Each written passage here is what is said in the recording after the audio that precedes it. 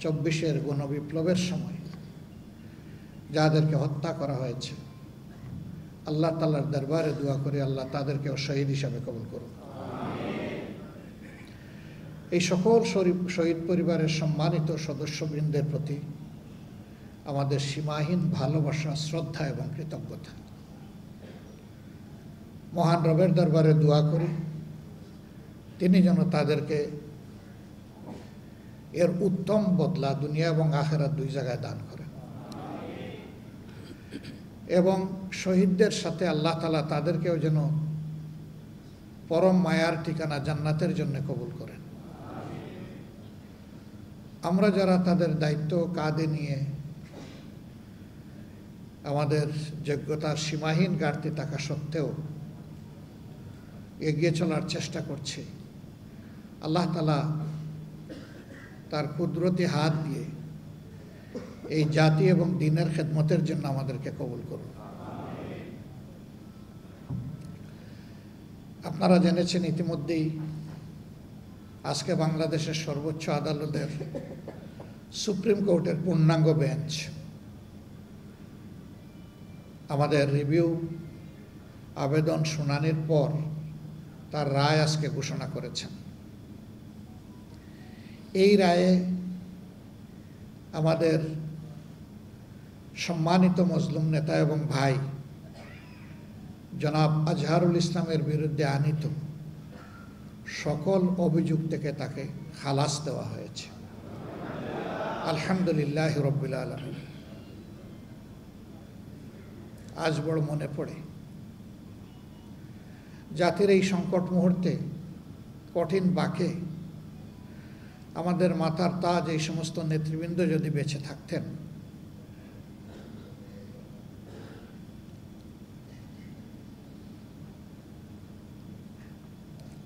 তারা তাদের প্রজ্ঞা, দূরদর্শিতা, অভিজ্ঞতা দিয়ে এই জাতিকে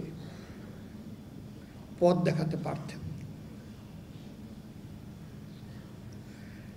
ক্যাঙ্গারু কোর্ট এইভাবে এক একজন করে যাদেরকে বিদায় দিয়েছে, দুনিয়ার কেউ আর তাদেরকে আমাদের কাছে ফিরিয়ে দিতে পারবে না।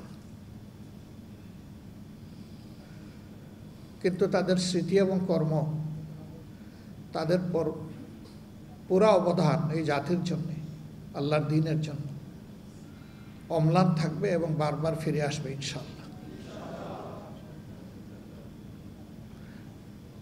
তারা বেঁচে থাকলে এই জাতিকে সততা, দক্ষতার সাথে সেবা দিতেন এবং রাজনীতিতে অনেক গুণগত পরিবর্তন আসত। মহান আল্লাহ তাআলার দরবারে দোয়া করি আল্লাহ তাআলা তার এই সমস্ত নেক বান্দাদের ঘাটতি যেন আমাদেরকে পূরণ করে দেন। প্রিয় সম্মানিত ভাইয়েরা, এই মামলাগুলা পরিচালনা করতে গিয়ে সীমাহীন জালিয়াতির আশ্রয় নেওয়া হয়েছে। কিভাবে আশ্রয় নেওয়া হয়েছে? এককালীন প্রধান বিচারপতি এস.কে. সিনহা তার লেখা নিজের বইয়ে তিনি তার অপরাধ স্বীকার করে নিয়ে তা তুলে ধরেছেন। কিভাবে বিচার নয়, পরিকল্পনা মাফিক ঠান্ডা মাথায় এই নেতৃবৃন্দকে খুন করতে হবে তার ছক বিচার বিভাগ এবং সরকার মিলে তৈরি করেছিলেন। এর পাশাপাশি এমন পরিবেশ বাংলাদেশে সৃষ্টি করা হয়েছিল যে এই পরিবেশে অন্যায়ের বিরুদ্ধে প্রতিবাদ করার সামান্য কোনো সুযোগ রাখা হয়নি। আপনারা দেখেছেন একটা রায় হয়েছে, বাস্তবায়ন হয়েছে। যাকে খুন করা হয়েছে বিচারিক আদালতের মাধ্যমে তিনি তো আল্লাহর দরবারে চলে গেলেন,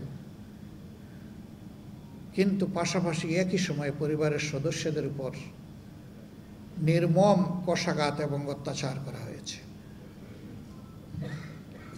আমাদের সম্মানিত ভাই এবং নেতা জনাব আব্দুল কাদের মোল্লা যে রাতে তার ফাঁসি জোর করে কার্যকর করা হলো, সেই রাতে তার বাসায় হামলা করা হলো, তার পরিবারের সদস্যদেরকে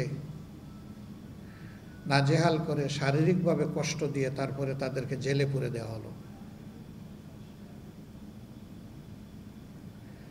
এক একটা পরিবার ছিন্ন ভিন্ন হয়ে গিয়েছে, কোথায় কে গিয়েছে দেশে বিদেশে হিসাব পাওয়া কঠিন, এরকম অবস্থা। আজকে যার রায় হলো,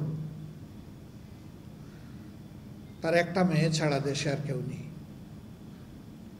ছেলেটাও দেশ থেকে চলে যেতে বাধ্য হয়েছে। মাঝখানে একবার হিম্মত করে এসেছিল, ভয়ঙ্কর চাপ তার উপর তৈরি হওয়ার কারণে আমরাই বলেছি, বাবা তুই চলে যা। স্কাইপ কেলেঙ্কারির ঘটনা গোটা বিশ্বে নিন্দিত হয়েছে, তিরস্কৃত হয়েছে। গোটা বিচার প্রক্রিয়ার সময় 2টা টর্চার সেল গড়ে তোলা হয়েছিল। একটার নাম দেওয়া ছিল সেফ হোম, আর একটার নাম দেওয়া হয়েছিল সেফ হাউস। সেফ হোমে ভিকটিম নেতৃবৃন্দকে নিয়ে নাজেহাল করা হতো। সেখানে জিজ্ঞাসাবাদের উচ্চ আদালতের ডিরেকশন